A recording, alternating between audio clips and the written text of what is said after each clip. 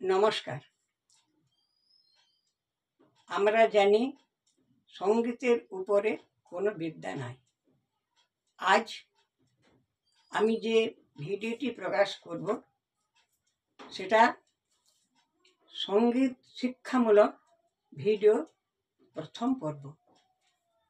আমি একেবারে হারমোনিয়ামের পরিচয় সহ শুরু করছি প্রথম পর্বটা।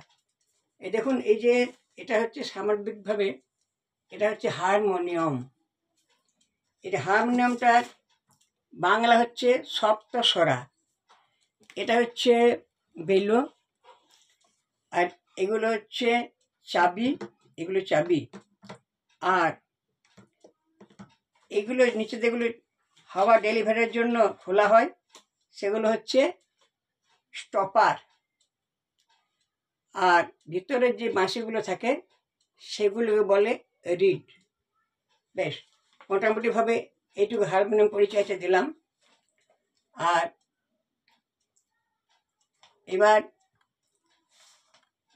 স্বরের ব্যাপারে কিছু আমি কথা প্রথমে বলবো। স্বর কাকে বলে? স্বর হচ্ছে, স্বর মানে তো আওয়াজ, কিন্তু গানের ক্ষেত্রে হচ্ছে সঙ্গীত উপযোগী সুমধুর আওয়াজকে বলে স্বর। একটা কাকেরও স্বর থাকে, একটা কোকিলেরও স্বর থাকে। তার জন্যে স্বরটা কিন্তু ঈশ্বরের দান। স্বরটা কোনো সঙ্গীতের গুরু বা শিক্ষক কেউ দিতে পারেন না। ওটাকে হয়তো সাধনা করে মাধুর্য মণ্ডিত করা হয়, আরো সরেলে করা হয়। হ্যাঁ, ঠিক আছে, এটা হলো স্বরের ব্যাপারে। এবার বললাম সঙ্গীত উপযোগী সুমধুর আওয়াজকে স্বর বলে।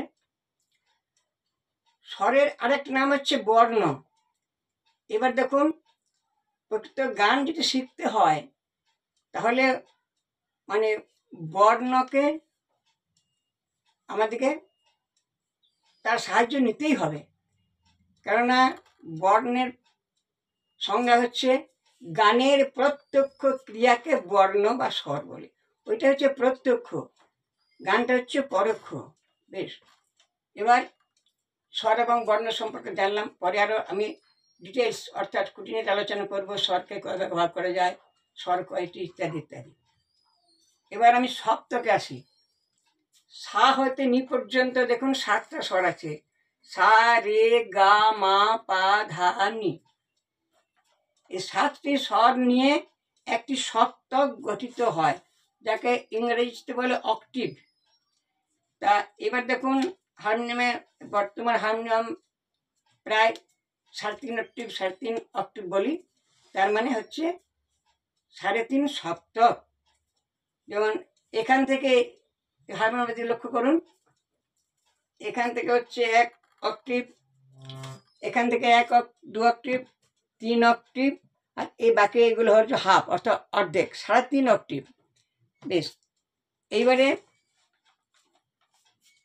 সা হতে নি পর্যন্ত 7টা স্বর নেওয়া হলো। আর সপ্তক হচ্ছে 3টি। কি কি আমি থিওরি ভাষাতে বলছি আর আমাদের চলতি ভাষাতে বলছি। যেমন ধরুন, মন্দ্র সপ্তক, মধ্য সপ্তক আর তার সপ্তক। মন্দ্র সপ্তক হচ্ছে এই দিকটা, নিচের দিকটা। আর মধ্য সপ্তক তো বোঝার অসুবিধা কিছু নাই, মধ্য সপ্তক। তার সপ্তক উপরে শ্বাস চড়া। বেশ, এবার গান আমাদের শুরু করতে হয় মধ্য সপ্তক থেকে। হ্যাঁ, কিন্তু আমরা অনেকে ভুল করি। কেউ আমরা এই হারমোনিয়ামের এই দিক থেকে শুরু করি। আমাদের ভুল ধারণা থাকে যে এখান থেকে কিন্তু শুরু করতে, এটা চড়া বটে, কিন্তু স্কেলটা, এটা আমি স্কেল সম্পর্কে এবার আমি বলছি, বুঝতে পারবেন, বললে বুঝতে পারবেন। দেখুন, প্রথম হচ্ছে, এটা হচ্ছে A sharp, B sharp, natural C. আচ্ছা, বি শার্প এবং ন্যাচারাল সির মাঝখানে যে সাদা আমরা চাবিটা দেখতে পাচ্ছি, এটা হচ্ছে বি ফ্ল্যাট। ফ্ল্যাট কাকে বলে? না, ফ্ল্যাট হচ্ছে যার ডান দিকে কালো চাবি নাই, সেটা হচ্ছে ফ্ল্যাট। এটা natural C, C sharp, natural D, D sharp, এটা ডি ফ্ল্যাট, এটা এফ, এটা এফ শার্প এবং জি শার্প। এই পর্যন্ত আমাদের আছে। হ্যাঁ, তারপর এইবার এইটুকুর মধ্যে ব্যাপার সাধারণত গলাটা মানে আমাদের প্রায় 90% বলতে পারেন এর মধ্যে সীমাবদ্ধ থাকে। ছেলেদের গলা থেকে ন্যাচারাল সি বা সি শার্প, আর মেয়েদের বা বাচ্চাদের গলা এই জি শার্প থেকে শুরু হয়। হ্যাঁ, যদি কারো একটু চড়া হয় তার একটু মোটামুটি হাই বি শার্পে হয়। যাই হোক, আমি জি শার্পের কথাটাকে বলছি বর্তমানে। এবারে এখান থেকে বাচ্চাদের বলুন আর নারী কণ্ঠ বলুন, এখান থেকে শুরু হয়। এখান থেকে হারমোনিয়ামটা এখান থেকে বাজানো উচিত। এখান থেকে বাজালে কিন্তু হারমোনিয়াম ক্ষতি হয়। অনেকে হয়তো গান শিখে আমার কাছে 1 বছর 2 বছর পর আসছে, আমি বললে হ্যাঁ এখান থেকে বাজাস না, এখান থেকে বাজা। তবে তুই গান করছিস জি শার্পে, হারমোনিয়াম বাজাচ্ছিস এই লোয়ার সপ্তাহে, কিন্তু মিডল সপ্তাহ থেকে শুরু করলাম, মানে মধ্য সপ্তাহ থেকে, তাহলে এখান থেকে শুরু। এবার ধরুন আমি বললাম যে ছেলেদের ন্যাচারাল সি বা সি শার্প শুরু হয় একটু মোটা গলা আর বা মোটা স্বর, আর মেয়েদের এই পাতলা স্বর জি জি জি বা জি শার্প, ন্যাচারাল জি বা জি। আর হারমোনিয়াম সাধনার আগে হারমোনিয়ামের চাবিতে কেউ কোনোদিন কোনো কিছু লিখবেন না, তাহলে ক্ষতি হয়। বেশ, এবার দেখুন প্রথমে আমি দেখাচ্ছি শুদ্ধ স্বর। এবার হ্যাঁ একটা কথা বলি যে সরু মোটা বা পাতলা বা মোটা গলা কেন হয়? ফ্রিকুয়েন্সি অর্থাৎ কম্পন অনুযায়ী, মানে ছেলেদের গলা একটু কম্পনটা কম আসে সেকেন্ড পার সেকেন্ড, আর মেয়েদের গলা কম্পনটা আগে 2 গুণ থাকে, 1.5 গুণ থাকে। এটা অন্যান্য মানে ব্যাপার আছে। যাই হোক, আপনি ফ্রিকোয়েন্সি কম বেশি অনুযায়ী পাতলা মোটা হয়। এবার আমি দেখুন আমি এবার দেখাচ্ছি, আমি মোটামুটি এই সারেগামা থেকে দেখাচ্ছি। দেখুন দেখুন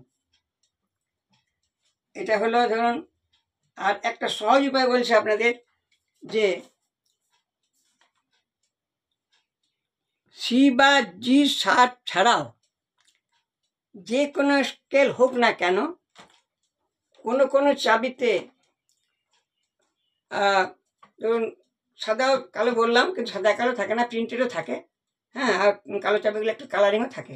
মোটামুটি এখন আমি সাদা কালো নিয়ে আপনাদের মানে জানাচ্ছি। আমি কোন কোন চাবিতে শুদ্ধ স্বর সাধন করতে হয় আমি পরিষ্কার করে বলে দিচ্ছি, বা আপনারা লিখে নিতে পারেন।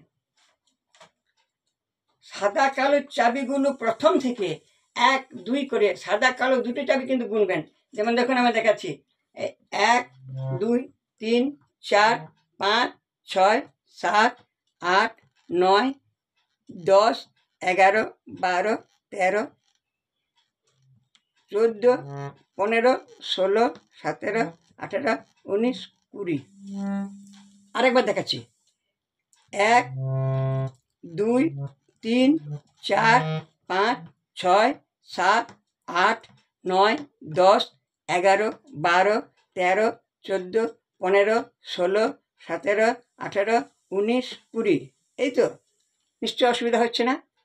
আর এইগুলোকে আমাদের মোটামুটি সাধারণভাবে বোঝাবার সুবিধার জন্য এগুলোকে আপনারা পূর্ণ ধরুন, আর কালোগুলোকে হাফ ধরুন। তার মানে এটা 1, এটা 1.5, এটা 2, এটা হচ্ছে 2.5, এটা হচ্ছে 3, এটা হচ্ছে 4, এটা 4.5, এটা হচ্ছে 5, এটা 5.5, এটা 6, এটা 6.5, এটা হচ্ছে 7, এটা 8, এটা 8.5, এটা হচ্ছে 9, এটা 9.5, এটা হচ্ছে 10, 11, 11.5, 12, 12.5।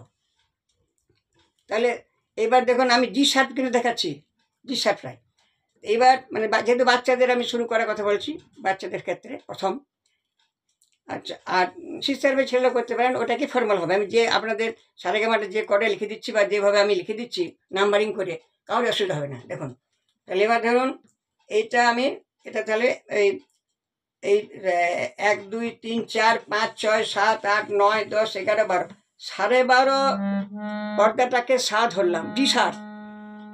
এবারে সাটাকে আমি 1 ধরছি, 1 ধরে কিভাবে আপনারা সারেগামা শুদ্ধ স্বর কিভাবে সাধনা করবেন সেটা আমি বলে দিচ্ছি। এখন প্রথমে সা লিখুন, সায়ের মাথাতে 1 নম্বর লিখুন, রে লিখুন শুদ্ধ রে, রের মাথাতে লিখুন 3 নম্বর, গা হচ্ছে 5 নম্বর, মা হচ্ছে 6 নম্বর, পা হচ্ছে 8 নম্বর, ধা হচ্ছে 10 নম্বর, নি হচ্ছে 12 নম্বর, আর সা হচ্ছে 13 নম্বর। এটা জি শার্পের কথা, বাচ্চাদের ক্ষেত্রে বারবার বলছে আমি, কিন্তু পুরুষ কণ্ঠ তারা কিন্তু এটা সা করবেন না।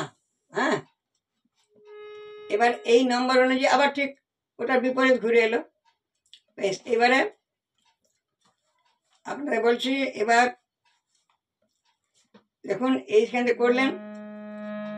এবার স্বরকে কয় ভাগে ভাগ করা যায়? স্বরকে হচ্ছে 2 ভাগে ভাগ করা যায়, একটা সচল স্বর, একটা অচল স্বর। বা সচল স্বরকে এবার মানে মোটামুটি সচল স্বরকে 2 ভাগে ভাগ করা যায়, কোমল এবং তীব্র।